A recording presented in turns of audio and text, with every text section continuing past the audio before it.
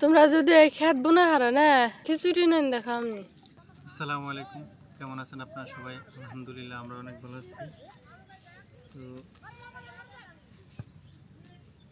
ধানের চারা ফলাইছি, এই অংশে একটু ঘাস বেশি হয়েছে, আর ওই যে ওই সাইডে ঘাস একটু কম আছে, পাতলা পাতলা, তাই না হালিম? খালি বাদাল ঘাস, এই ক্ষেত্রে বাদাল একটু বেশি। তো ওই পাশে জমিতে পানি দেওয়া হয়েছে, কিছুক্ষণ পর ট্রাক্টর আসবে, জমি প্রস্তুত করব, তারপরে এই চারাগুলো লাগাবো। তো এই সময় ধান চাষে একটু সুবিধাজনক, তাই না? কারণ হঠাৎ করেই দেখা যায় প্রচুর রোদ সহ্য করা যায় না, আবার হঠাৎ করে মেঘ এসে বৃষ্টি এসে পড়ে, সূর্য ঢাকা পড়ে, তাই না? এই রোদ আবার এই বৃষ্টি।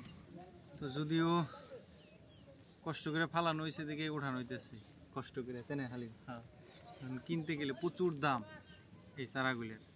এই সিজনে বেশিরভাগ লোকই ধান বুনে, তার কারণ হচ্ছে তেল খরচটা কম। হঠাৎ করে বৃষ্টি নামে, হ্যাঁ, পানি লাগে না। আর ওই যে ক্ষেত যেটাই খালি হয় ওইটার মধ্যেই ওরা বার্গারে আর ফুটবল খেলে। হ্যাঁ, তুমি আজকে আনতে এনে বয়ে রয়েছ, কিছু তো বুঝলাম না। যদি লাঠিতে দাবার দেও, আজকে হলো পরিস্থিতির শিকার। এমন খেলার নিশে গরু না খায় থাকে তে যাই ধরবে রে। আর আজকে খেত বুনুন না গো দেখে। না, আজকে লোক নেওয়া হয়েছে না, বসে থাকে।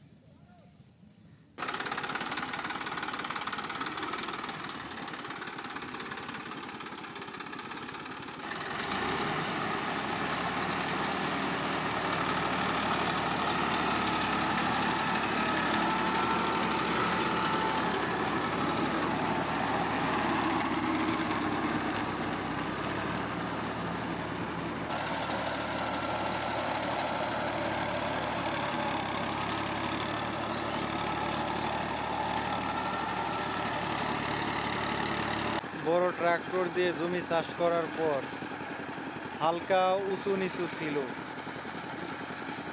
তো সেই উঁচু নিচুটা সমান করার জন্য মইটা খালি হাতে টানলেই হইতো, কিন্তু সময় লাগতো প্রচুর এই জমিটা প্রস্তুত করতে, কারণ অনেকখানি জায়গা। এই জন্য আমার ছোট ভাইরে দিয়ে ছোটো ট্রাক্টরের পাশে রশি বাইদে মই বাইদে লাগিয়ে দিছি, অল্প সময়ের মধ্যে জমি প্রস্তুত। হালিম, এই যে সোজা, এই যে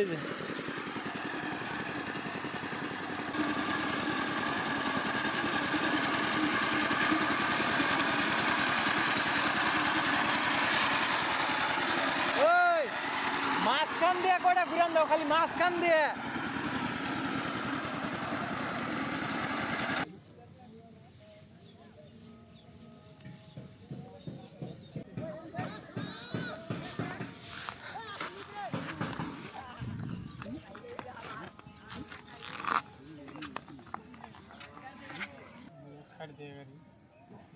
তুই মুরগার চান দেখুন দিকে রাখার বুকে।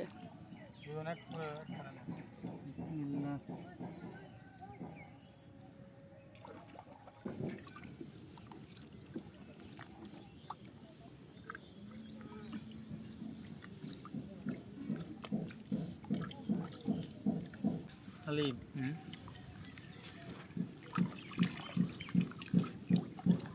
যদিও এই অবস্থানে এভাবে ঠিক রাখা যায় তাহলে কিন্তু সারিবদ্ধ সুন্দর হবে।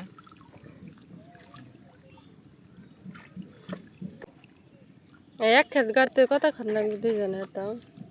3 ঘন্টা লাগবে, এক্সপিরিয়েন্স ভালো, তারপর সময় কম লাগবে। তো আমাকেও 2 ঘন্টা হারা দিনে দিলেও পারবে না, 3 ঘন্টা দিলেই দুজনে পারবে। চোখে দেখা কাজ খালি। আর একটা জিনিস হচ্ছে কি, যে কাজের উপরে হোক, যে যত স্টাডি করবে সে তত পারদর্শী হবে, ঠিক আছে না? হ্যাঁ, রেগুলার একটা কাজ করতেছে, আর একটা এক্সপিরিয়েন্স আছে না, অভিজ্ঞতার দাম সবসময় আছে। কয়টা করে আলি দিতেছে? ওয়াগুন এখানে 3টা 4টা 7টা 8টা। এটির থেকে এই কুশি জ্বালিয়ে জ্বালিয়ে কত বড় হয়। পুই নইব, মানে এটির ঘুরে থেকে নতুন চারা গজাইব। এগুলো আল্লাহর রহমত। আর এই থেকে 4টা হবো, আবার 4টা থেকে 100টা নেবো। হ্যাঁ, যতটি চারা গজাইব ততটি বাইল হইব, আবার একটা বাইলে হাজার হাজার দাম। মানে মানে কথার কথা হাজার হাজার বললাম, 100 হবো। কম তো কম 70-80টা বা 80-100টা করে ধান হবো। আর ওই ধানটাই এই যে ফালাইছি, এই যে একটা করে চারা হইছে। একটা ধানে একটা চারা, হে এক চারা থেকে আবার 5টা কুশি নিব না? 4টা 5টা করে কিছু নেবো। হ্যাঁ, তোমরা যদি এই খেত বুনা হারো না, তোমাকে চুক্তি দিলাম এই খেত বুনা হারবো না।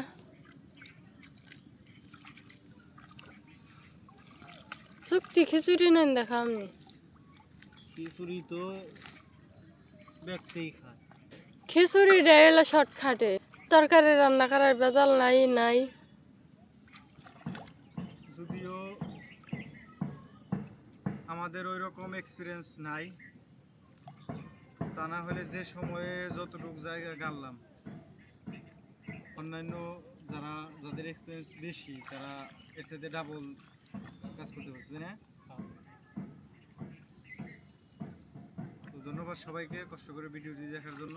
সবাই ভালো থাকবেন। আল্লাহ হাফেজ।